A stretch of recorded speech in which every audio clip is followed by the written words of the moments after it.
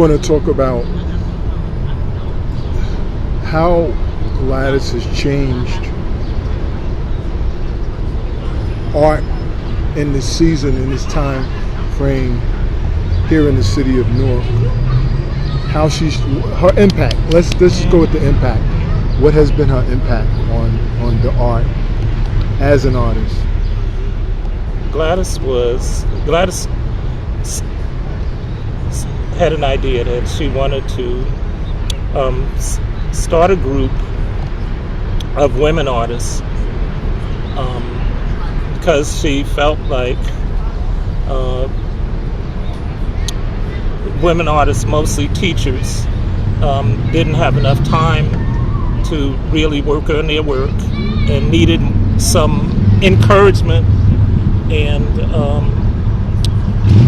other women artists to bounce off of. And she and Elita Caldwell started Black Women in Visual Perspective.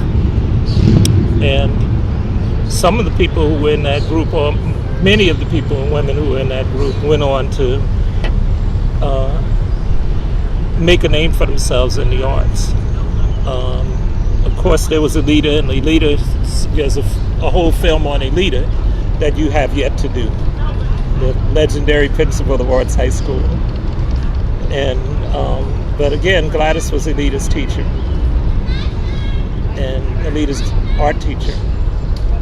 And Nettie Thomas. Nettie went on to become the art department chair at Arts High School, and she's now the president of Pen and Brush in New York. And Bisa Washington, you don't have to say too much about Bisa.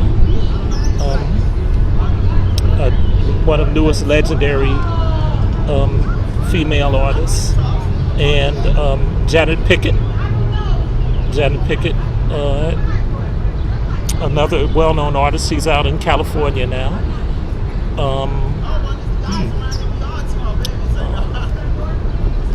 So many. It's hard for me to think of so many of those names. But one of the things that I think had the most impact, besides her being a mentor to so many other young women artists, was Gladys was instrumental in helping to bring what is it called?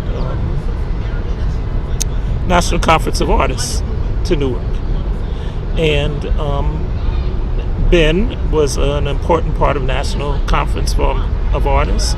And what this did was to bring so many of these younger artists into contact with older artists and helping them to connect with the outside art world besides what's happening in Newark.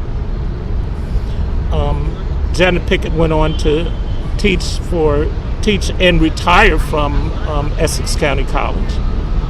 And so again, Elita was the legendary principal at Arts High.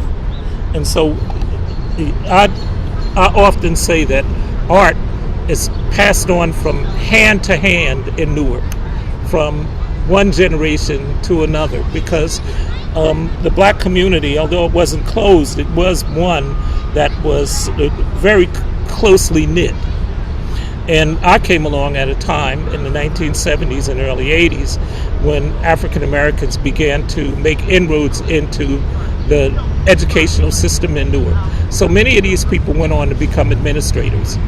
And as administrators, they had a great impact on those students that came afterwards.